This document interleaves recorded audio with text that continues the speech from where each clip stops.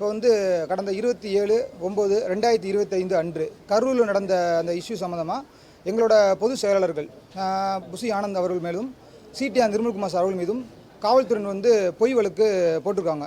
அதனால் வந்து அது சம்மந்தமாக இன்றைக்கி வந்து மதுரை உயர்நீதிமன்ற மாதிரி கிளையில் வந்து ஆன்டிசிபேட்டரி பெயில் வந்து தாக்கல் பண்ணியிருக்கோம். அது இன்றைக்கி ஃபைல் பண்ணியிருக்கோம். கடந்த வருகின்ற வெள்ளிக்கிழமை அது ஹியரிங்கில் வரும். அது என்னான்ட்டு வெள்ளிக்கிழமை பார்த்துக்குறோம் சார். பண்ணியாச்சு சார், இன்றைக்கி பண்ணியாச்சு. எங்கள் மேலே போட்ட வழக்கு வந்து பொய் வழக்கு. அதனால் வந்து எங்களுக்கு வந்து முன்ஜாமீன் கொடுங்கன்னு சொல்லிட்டு முன்ஜாமீன் தாக்கல் பண்ணியிருக்கோம்.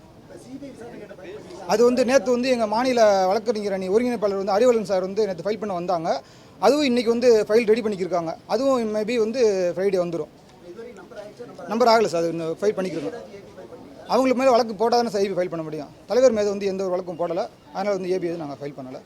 பொய்யான வழக்குன்றதை எப்படி சொல்கிறீங்க? 41 பேர் இறந்துருக்காங்க சார். அதாவது இதே வந்து திமுகவினர் வந்து சென்னையில் வந்து ஏர் ஷோ நடத்துனாங்க.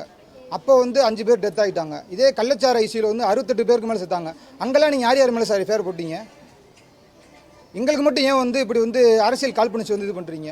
அது ரொம்ப தவறு சார். ஒன்றே ஒன்று தான் எல்லாரும் சொல்கிறது, நாங்கள் மக்கள் மன்றத்தையும் நீதிமன்றத்தையும் நம்புகிறோம். அவங்க இருக்காங்க, அவங்க பார்த்துக்குவாங்க.